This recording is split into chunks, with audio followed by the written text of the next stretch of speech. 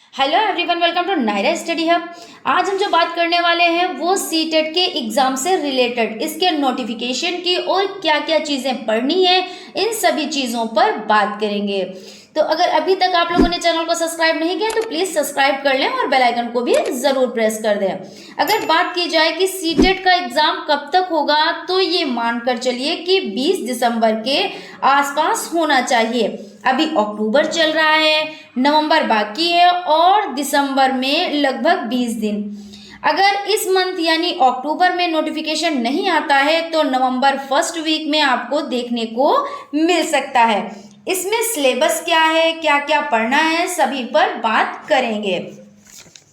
अब बात कर लेते हैं कि नवंबर के फर्स्ट वीक में आपको देखने को मिल सकता है, यानी कि नोटिफिकेशन तो 20 दिसंबर तक एग्जाम करा लिए जाने चाहिए। इसी बीच में ये बीपीएससी का भी विज्ञापन जारी हो जाएगा। बीएड सीटेट अंतिम मौका इसलिए है क्योंकि सीटेट एग्ज़ाम टफ हो रहा है, क्योंकि जिन लोगों ने पेपर दिया है वो अच्छे से जानते हैं कि पेपर कैसा आया था। अभी जो 20 अगस्त को पेपर हुआ था वो किस तरह का पेपर आया था, क्योंकि देखिए सेकेंड पेपर तो काफ़ी टफ ही आया था। बीएड वालों की अगर बात करें तो पेपर सेकेंड पर फोकस करेंगे। वैसे कुछ भी हो सकता है, देखिए रोज़ बदलते हैं, नियम बदलते हैं, ऐसा नहीं है, कुछ भी हो सकता है। लेकिन अभी जब हम जिस चीज़ में एलिजिबल हैं हम उसी पर क्यों ना फोकस करें। तो जो बीएड वाले हैं वो पेपर 2 पर फोकस करें, क्योंकि देखिए टीजीटी की भी वैकेंसी आएंगी, उसके लिए भी ज़रूरी रहेगा ये करना।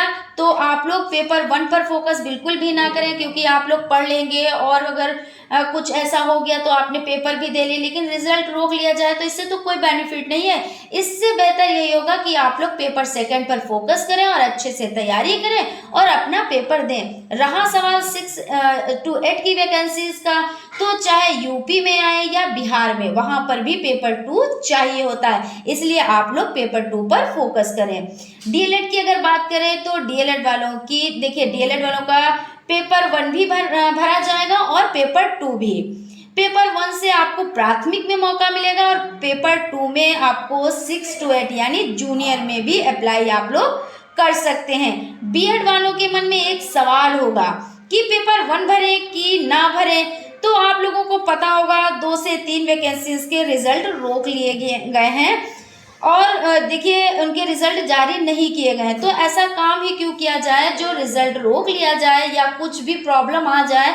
इससे अच्छा है हम जिस चीज़ में एलिजिबल है हम वही वर्क करें। यानी आप लोगों को 6 to 8 में तैयारी करनी है और प्राथमिक की तैयारी आपको नहीं करनी है। क्या हुआ था, इसमें सुप्रीम कोर्ट ने फैसला भी दे दिया है, तो इसीलिए आप पेपर 2 पर ही फोकस करें। अंतिम मौका ये क्यों कहा जा रहा है? अगर इस पर देखिए इस बार अगर आप चूक गए तो आने वाली वैकेंसी से भी आप बाहर हो जाएंगे। फॉर्म की अगर बात करें तो नवंबर में स्टार्ट हो जाएंगे, 1 महीने तक फॉर्म भरे जाएंगे। दिसंबर की, देखिए दिसंबर तक की क्या होगा कि अगर दिसंबर तक आपको एग्ज़ाम करा लिए जाएंगे, 20 दिसंबर तक मान के चलिए उसके आसपास में आपके एग्ज़ाम करा लिए जाएंगे।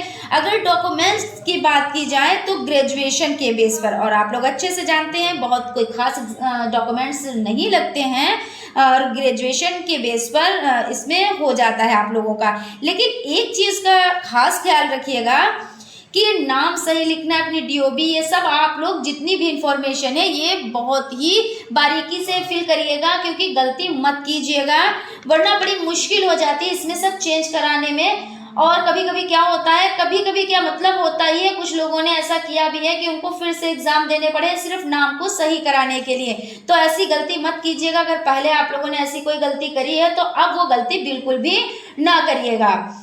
और बात कर लेते हैं अगर सीटेट की तैयारी कैसे की जाए, तो सीटेट की तैयारी आप एनसीईआरटी से करें, क्योंकि एनसीईआरटी से बाहर कुछ भी नहीं आता है।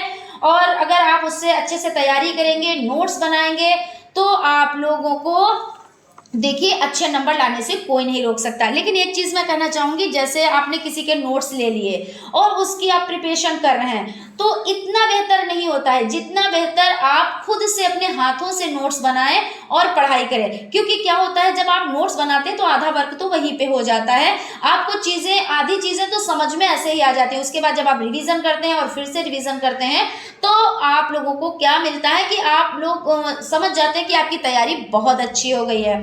उसके बाद आपके जो पिछले जो पेपर होते हैं, सॉल्व पेपर, उनको आप लोग सॉल्व करें, उनको देखें, तो इससे आप लोगों की और भी बेहतर तैयारी होगी। और एक चीज़ का आप लोग खास ख्याल रखें, देखिए जो बुक्स होती हैं, बुक्स में क्वेश्चंस, हमारे पास एक बुक है उसमें काफ़ी क्वेश्चंस गलत दिए हुए हैं, जिसमें जैसे 4 ऑप्शन दिए होते हैं, तो अगर बा सही है तो उसमें आ सही, उसमें टिक है, तो ये गलती आप लोग मत कीजिएगा। है जो बुक में होता है, तो भाई आपने देखा कि हाँ ये चीज़ बुक में है, ये सही है, तो एग्जाम सेंटर जब एग्जाम हुआ तो वहां पे भी आपने वही टिक सही कर दिया। जब वो सही कर दिया, आपने तो अपने हिसाब से जो पढ़ा है वही तो करेंगे आप, लेकिन बुक ही में पहले से गलत है, तो ये गलती भी बिल्कुल मत कीजिएगा। और जो पेपर है उनको भी आप सॉल्व करिएगा, और एनसीईआरटी से बाहर कुछ भी नहीं आता है, आप एनसीईआरटी से पढ़ें तो आपका पेपर अच्छा होगा। तो बस ये वीडियो बनाने का यही मकसद था कि आप लोगों को चीज़ें बताई जाएं। और नोटिफिकेशन कब तक आएगा, तो अब देखिए इस मंथ में तो मान के चलिए नहीं नोटिफिकेशन आएगा, अगर आएगा तो लास्ट डे तक आ जाएगा, वरना देखिए नवंबर में फर्स्ट वीक में आपकी नोटिफिकेशन आ जाएगी। 1 मंथ तक प्रक्रिया चलेगी, यानी कि फॉर्म फिल किए जाएंगे, ये सारी प्रक्रियाएं होंगी। उसके बाद 20 दिसंबर के आसपास में आपके एग्जाम करा लिए जाएंगे।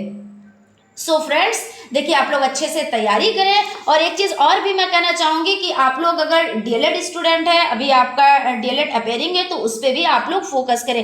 क्योंकि कभी कभी क्या होता है कि सीटेट के चक्कर में डीएलएड पे फोकस नहीं कर पाते और सीटेट में आप क्वालिफाई कर जाते हैं, लेकिन डीएलएड में किसी वजह से ऊपर नीचे कुछ हो जाता है, तब भी दिक्कत हो जाती है। तो तैयारी आप दोनों की करें, लेकिन दोनों को इक्वल समझें, ये ना समझें कि हम लोग सीटेट ही पढ़ लें, डीएलएड ना पढ़ें, तो ऐसा भी आप लोग मत कीजिएगा। बहुत ही हिसाब से आप लोग पढ़िएगा, टाइम टेबल बना लीजिए कि इतने घंटे अगर हमको सीटेट पढ़ना है तो इतने घंटे हमको डीएलएड पढ़ना है। और ये बिल्कुल भी मत कीजिएगा किसी एक पे फोकस कर लिया और दूसरे पे फोकस नहीं किया। अगर आपने सीटेट क्वालिफाई कर लिया, तब भी अगर आपने डीएलएड आपका किसी वजह से रह जाता है, तो भी वो सीटेट का जो सर्टिफिकेट है वो आपके काम का नहीं होगा। सो फ्रेंड्स, मिलते हैं क्लास में, तब तक आप लोग अपना ख्याल रखें। Thank you.